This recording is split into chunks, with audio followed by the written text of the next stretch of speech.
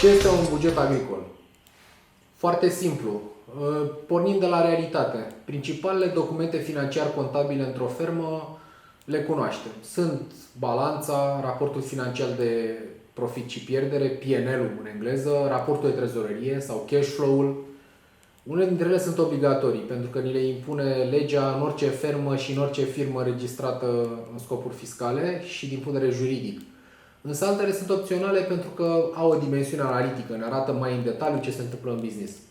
Indiferent ce se întâmplă, toate sunt însă retroactive. Adică, atunci când le privim, ne uităm în mod necesar în oglinda retroactivă, ne uităm la ce s-a întâmplat și mult mai puțin putem controla acele lucruri. Dacă luăm raportul financiar de profit și pierdere, care este trasabilitatea business-ului dintr-o companie, putem avea istoricul, le putem avea pe cele din anii trecuți, le putem avea pe cele din anul în curs estimate și, bineînțeles, pe baza lor putem extrapola și putem desprinde o tendință pentru a le programa pe cele din anul următor, care pot fi aceste rapoarte financiare de profit și pierdere, scheletul unui buget viitor simplificat. Dar ce este un buget până la urmă? Păi, în primul rând, dacă se poate fără.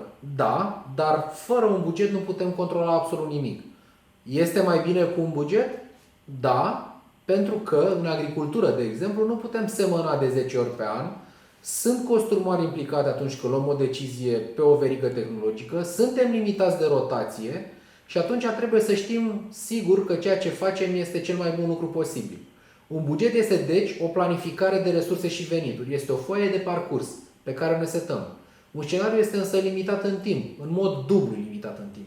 Pentru că este pe o durată, cel mai probabil un an fiscal și nu neapărat un an calendaristic, și expiră în secunda în care a fost adoptat în contact cu realitatea, pentru că realitatea va modifica variabilele pe care noi le-am pus acolo în operă.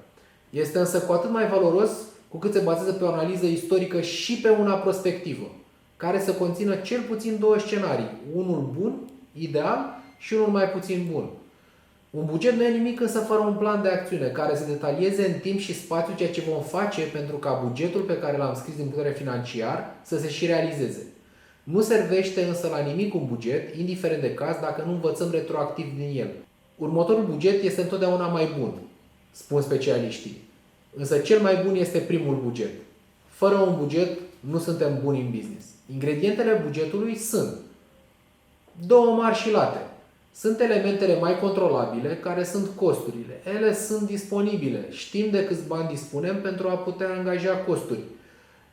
Suntem la un clic distanță, cum se spune, în a le executa. Sunt directe, sunt vizibile, pot fi și indirecte și mai greu de analizat, sunt punctuale sau recurente.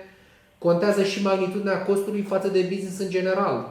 Cât procent din costul respectiv pe care ne pregătim să-l angajăm reprezintă în funcție de cifra de afaceri.